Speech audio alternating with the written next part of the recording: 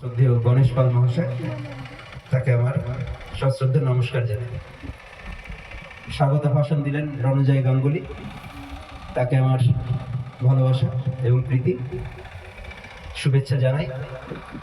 এবং উপস্থিত যাদের জন্য, ছাত্রছাত্রীদের জন্য এই সম্মেলনের আয়োজন, আমাদের গোলপাক রামকৃষ্ণ মিশন থেকে বিভিন্ন জেলায় এই ধরনের বিবেকানন্দ ভাবানুরাগী সম্মেলন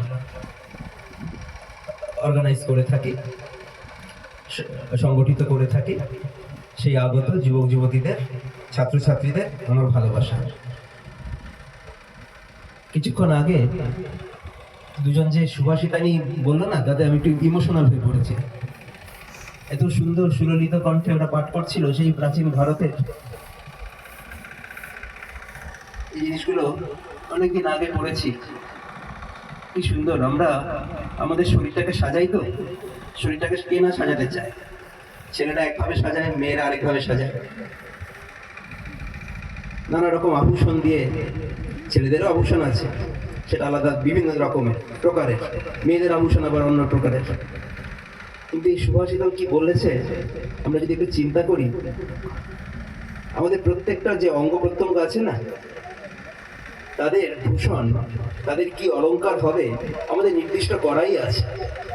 যখন একটা মানুষ জন্মগ্রহণ করেছে, তার আভূষণটা ঠিক করেই দিয়েছেন, যেন প্রকৃতি বলি বা ভগবান বলি, যেন হস্তস্য ভূষণং দানম।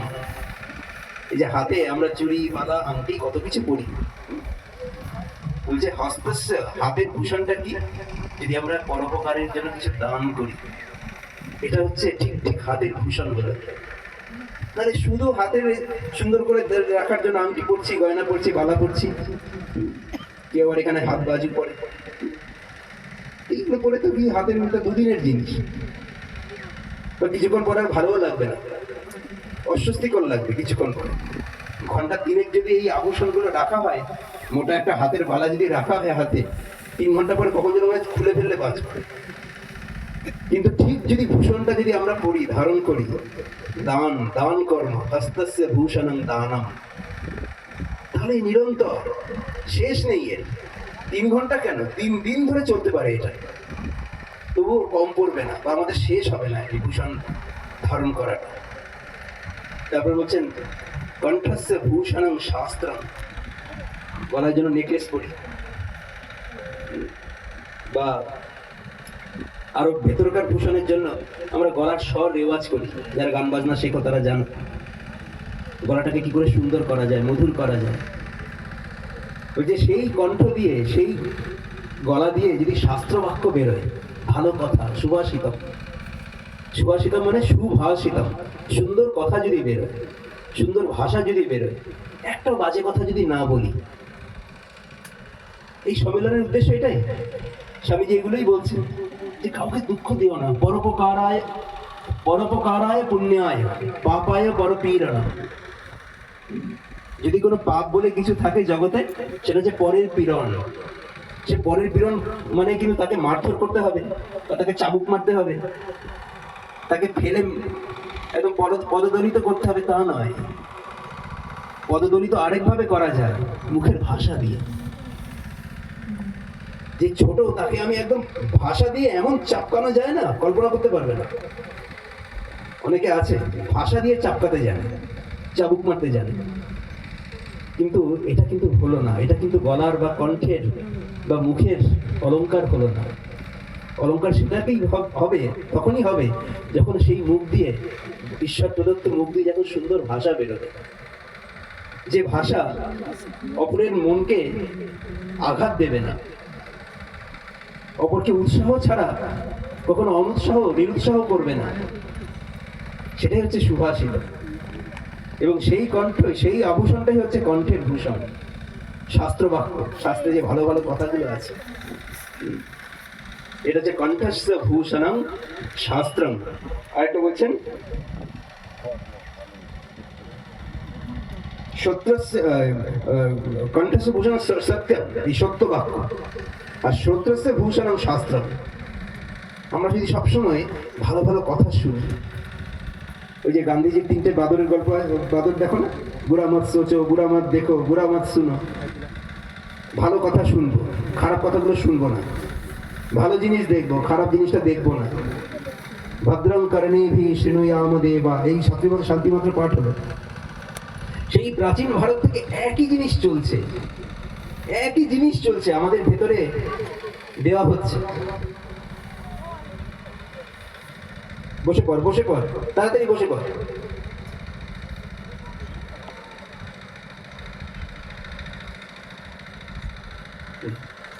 প্রাচীন ভারত থেকে, বৈদিক যুগ থেকে আমাদের একই জিনিস ভেতরে ইনপুট করা হচ্ছে। অনেক ইনপুট করলে তবে একটুখানি আউটপুট বেরোয়, জানো তো? কম্পিউটার সায়েন্সের তাই অনেক কিছু দিতে হবে, ডেটা অনেক ঢুকিয়ে দিতে হবে, তবে কিছু কিছু ভালো ভালো জিনিস আউটপুট বেরোবে। আমাদেরও প্রচুর জিনিস, ভালো ভালো জিনিস জানতে হবে। একটু সম্মেলনে অ্যাটেন্ড করলাম, একটু ভালো বই পড়লাম, অনেক হয়ে গেল তা নয়। পড়তে হবে প্রচুর, জানতে হবে প্রচুর, তারপরে আমাদের একটুখানি কাজের মাধ্যমে বেরোবে। এই জন্য একটু একটু পড়াশোনা নয়, ভালো ভালো জিনিস শুনতে, শোনা। এতগুলো ইন্দ্রিয় দিয়েছেন গ্রহণের জন্য, গ্রহণের জন্যই কিন্তু এই সমস্ত দ্বারগুলো, বার করার জন্য নয়। বার করা শুধু রিফাইন ওয়েতে বার করতে হবে, হাত দিয়ে শুধু কর্ম। কর্মেন্দ্রিয় কিন্তু একটাই, পঞ্চকর্মেন্দ্রিয় আছে, কিন্তু আমরা হাত পা দিয়েই কিন্তু আসল কাজগুলো করি। আর ভেতরে আরেকটা আছে বাকযন্ত্র, কিন্তু আর পাঁচটা কিন্তু জ্ঞানেন্দ্রিয়, এর মাধ্যমে ইনপুট হচ্ছে। কান দিয়ে শুনছি, চোখ দিয়ে দেখছি, বুদ্ধি, মনটার আরেকটা ইন্দ্রিয়, খুব সূক্ষ্ম ইন্দ্রিয়, মন দিয়ে গ্রহণ করছি। সুতরাং ভালো ভালো জিনিসগুলোকে নিতে হবে, এগুলোই হচ্ছে আভূষণ। এটা একটা গেল। আরেকটা হচ্ছে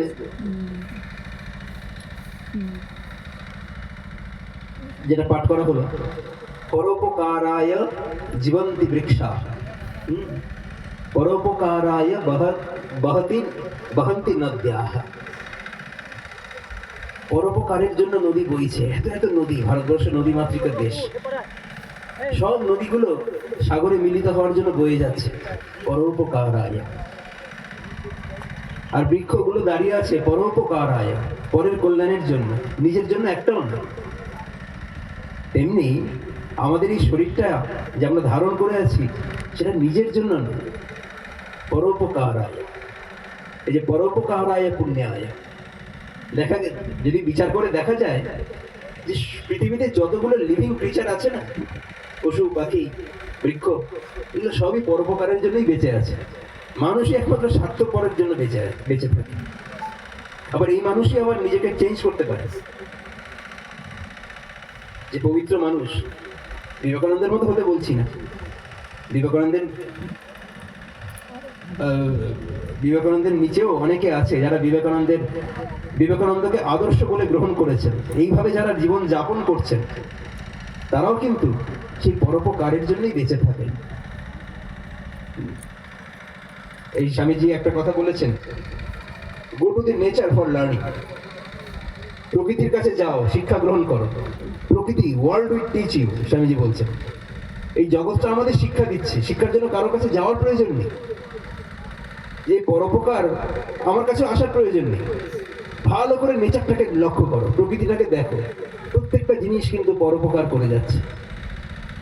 একটা গরু পরোপকারের জন্যই দুধ দান করছে, একটা গাছ পরোপকার করে যাচ্ছে, ফল দিচ্ছে, ফুল দিচ্ছে, ছায়া দিচ্ছে, বাসস্থান দিচ্ছে, শেল্টার দিচ্ছে, পরোপকার করে যাচ্ছে। নদীগুলো পরোপকারের জন্যই বইছে, বায়ু বইছে, সমস্ত কিছু পরোপকার করে যাচ্ছে। এখান থেকে শিক্ষা নাও, the world will teach you. তুমি শুধু প্রকৃতির আশ্রয় গ্রহণ করো, স্বামীজির একটা কথাতে আছে। তাই এই কটি কথা হলো, এই সবই কথা কিন্তু একটাই উদ্দেশ্য, যেটা গণেশদা বলছিলেন, যে আমরা যে কোনো এই বিবেকানন্দ ভাবানুরাগী যে সম্মেলনগুলো করি, পাঠচক্রগুলো করি, তার কিন্তু একটাই উদ্দেশ্য, চরিত্র গঠন এবং ব্যক্তিত্বের বিকাশ। চরিত্র গঠন এবং ব্যক্তিত্বের বিকাশ।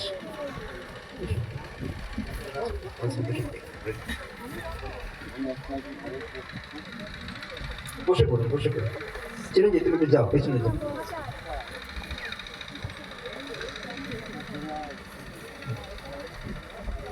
তো এখন ব্যাপারটা হচ্ছে যে যে চরিত্র গঠন এবং ব্যক্তিত্বের বিকাশ, সমস্ত কিছু এই যে এত কিছু কথা সুভাষিতম বলা হলো, যে কেন চরিত্র গঠন, আমাদের কর্মটাকে ভালো করতে হবে, এবং সেই কর্মটা কে নিয়ন্ত্রণ করে? আমাদের চিন্তা ভাবনা, আমাদের মন এবং শরীর। এই মন এবং শরীরকে আমি কর্ম যেমন করব, কাজটা যেমন করব না, আমাদের মনের মধ্যে সেই রকম ইমপ্রেশন করতে থাকবে।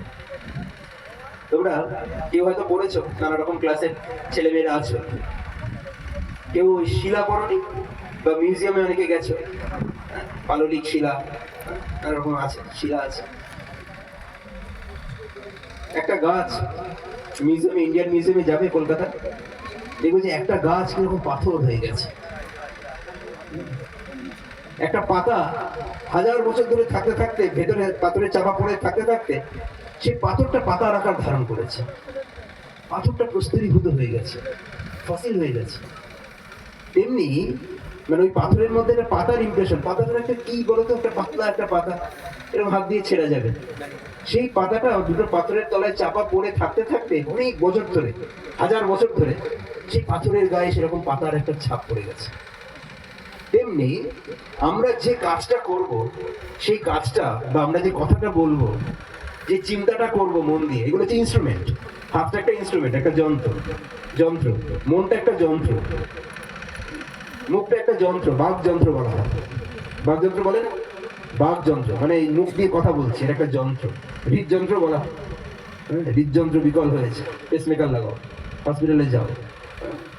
হৃদযন্ত্র যাদের হার্টের প্রবলেম থাকে, তো এইরকম বাকযন্ত্র, হস্তযন্ত্র, মন একটা যন্ত্র। এই সমস্ত ইনস্ট্রুমেন্ট গুলো দিয়ে যা যা আমরা কাজকর্ম করব, সেগুলোর একটা ইমপ্রেশন আমাদের মনের মধ্যে করতে থাকে, দীর্ঘদিন ধরে করতে করতে করতে করতে একটা ছাপ পড়তে থাকবে। এটাই হচ্ছে আমাদের সংস্কার, এটাই হচ্ছে আমাদের চরিত্র। বলছি না, লোকটা কিরকম বাজে হয়ে গেছে, লোকটা খারাপ হয়ে গেছে কেন, কিভাবে খারাপ হলো? হয় বাজে কাজ করতে করতে খারাপ হয়েছে, না বাজে চিন্তা করতে করতে খারাপ হয়েছে। সবসময় অন্যকে কি করে মারবো, অন্যকে কি করে কাটবো, অন্যকে কি করে নিচে ফেলবো, এই সমস্ত চিন্তা করছে। হয়তো হাতে কিছু করছে না, কিন্তু এই সমস্ত চিন্তা করছে, বাজে জিনিস চিন্তা করছে, তাই জন্য তার চরিত্রটা খারাপ হয়ে গেছে। আর স্বামীজির কথা হলো চরিত্র গঠন, man making is my mission. মানুষ গঠন বা চরিত্র গঠনই হচ্ছে আমার লক্ষ্য, আমার মিশন, আমার কাজ। এই চরিত্রটা কিভাবে গঠিত হবে? তাই জন্য আমাদের মনটা এবং এই হাত যন্ত্র, হস্ত যন্ত্রটাকে ঠিক ঠিক ভাবে প্রয়োগ করতে হবে, ইউটিলাইজ করতে হবে। একই বন্দুক পুলিশের হাতে থাকে, সিকিউরিটি গার্ডের হাতে থাকে, সেটা হচ্ছে রক্ষার কাজ করে। আবার একই বন্দুক, একই গান যখন একটা দুষ্কৃতিকারীর হাতে আসে, সে তখন মিস ইউজ করে, এটা বন্দুকবাজ, তাকে তখন বন্দুকবাজ নাম দেওয়া হয়। একটা বন্দুকধারী, একটা বন্দুকবাজ, দুটোর মধ্যে পার্থক্য আছে। বন্দুকধারী হচ্ছে যে রক্ষার জন্য বন্দুকটা ধারণ করেছে, শস্ত্র ধারণ করেছে, মানুষকে রক্ষা করলো।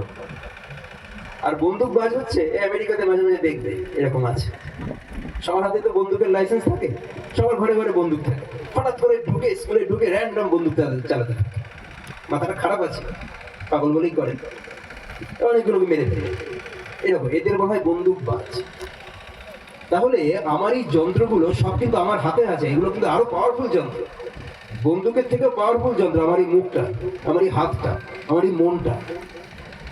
কারণ যে বন্দুকবাজ হচ্ছে, তার বন্দুকের কিন্তু কোনো জোর নেই, তার আসল শক্তিশালী অস্ত্রটা হচ্ছে তার মন।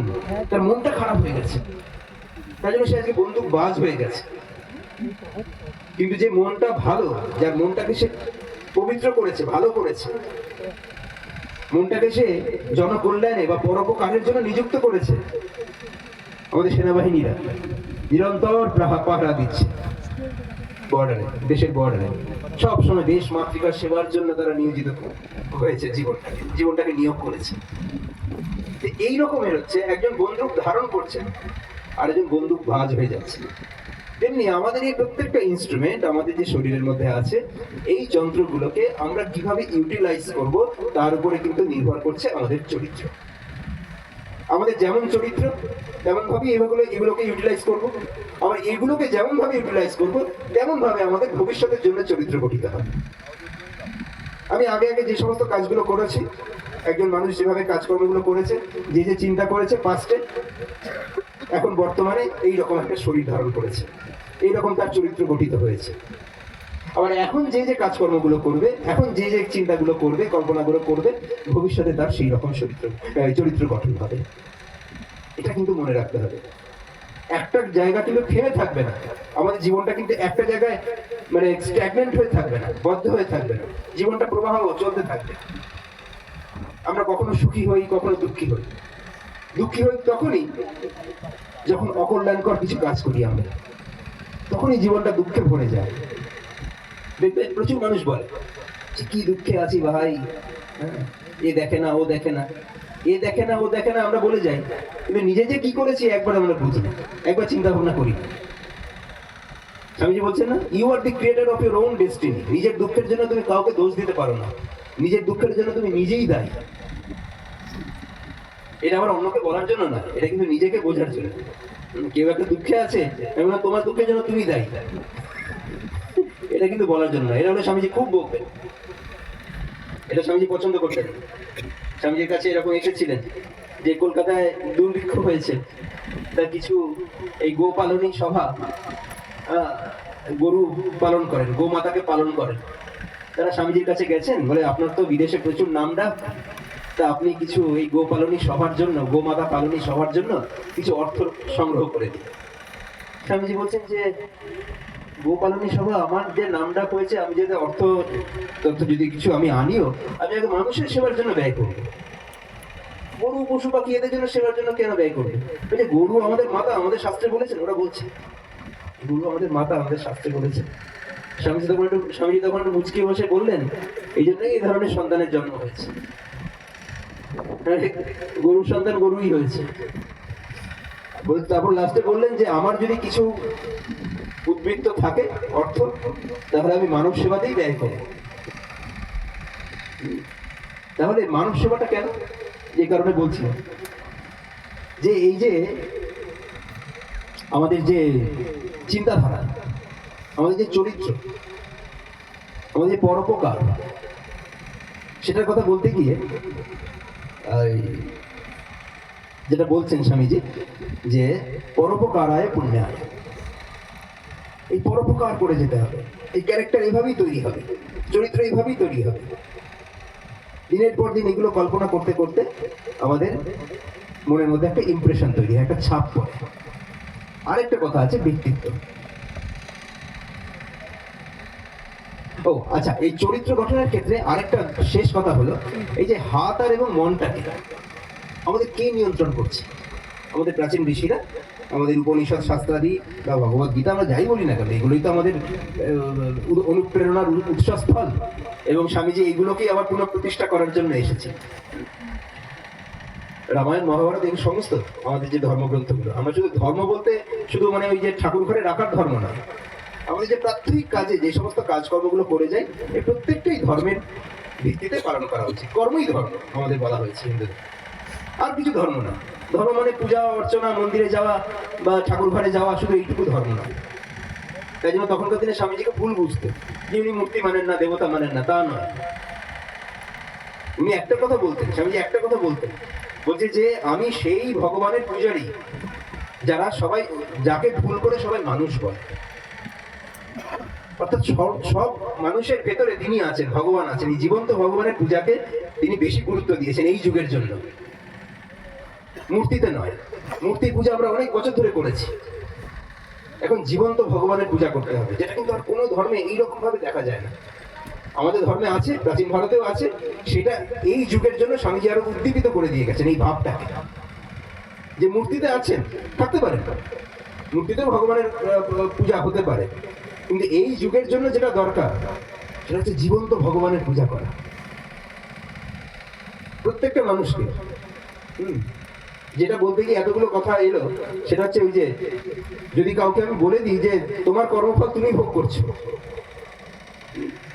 তো এই যে গোমাতা পালনী সভা ওরা বললেন যে জীব মরছে, মানুষগণ মরছে ওই যে মানুষের কর্মফলের জন্য। স্বামীজি প্রচন্ড একেবারে রক্তচক্ষু হয়ে গেছে, কিন্তু প্রকাশ করতে পারছেন না। ভদ্রলোকের বকবে কেমন করে? এটা তো তার শিষ্য নন বা তার ছাত্র নন যে বকে দেবেন। তার চোখ একেবারে লাল হয়ে গেছে, বলছে যে মানুষ তার কর্মফলে মরছে। তারপর চলে যাওয়ার পরে তার শিষ্যকে বলছে, কি আহাম্মকের মতো কথাই বললো দেখো, যে মানুষ কর্মফলে মানুষ মরছে, মানে তার যেন কোনো কর্তব্য নেই। মানুষ যদি একটা কর্মফলে মরেও, কিন্তু আমার কি কর্তব্য, হোয়াট ইজ মাই ডিউটি, এটা ভাবতে হবে তো। আমি তার পাশে গিয়ে দাঁড়াবো না কেন? সে যদি একজন মানে একটা পীড়িত মানুষ হয়, একটা অসুস্থ মানুষ হয়, দুঃখের কাতর রোগগ্রস্ত মানুষ হয়, আমার ডিউটিটা কি? আমার উচিত হচ্ছে তার পাশে গিয়ে দাঁড়ানো, সবসময় সাহায্যের হাত বাড়িয়ে দেওয়া, এটা হচ্ছে আমার ডিউটি। স্বামীজি এইরকম কর্তব্যের কথা সবসময় বুঝিয়েছেন তার বাণীর মধ্যে দিয়ে, তার বক্তব্যের মধ্যে দিয়ে, তার বক্তৃতার মধ্যে দিয়ে, একটাই কারণে, সেটা হচ্ছে আমাদের ওই যে সেই বললাম, man making is my mission, এটাই হচ্ছে স্বামীজির লক্ষ্য।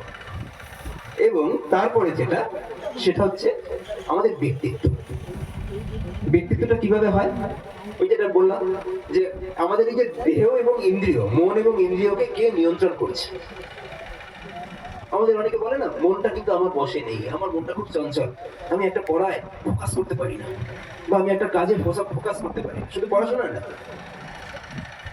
অনেকে দেখবেন অফিসে কাজকর্ম করছে, অমনোযোগী হয়ে কাজকর্ম করছে, মনটা অন্যদিকে।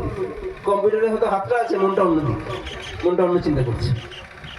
বাড়িতে আছে, মায়েরা আছে, রান্না করছে, রান্না করতে করতে অন্য চিন্তা করছে, পুড়ে যাচ্ছে হয়তো রান্না বান্না পুড়ে যাচ্ছে, খারাপ হয়ে যাচ্ছে, নুন বেশি হয়ে যাচ্ছে, বাড়িতে বকাবকি খাচ্ছে।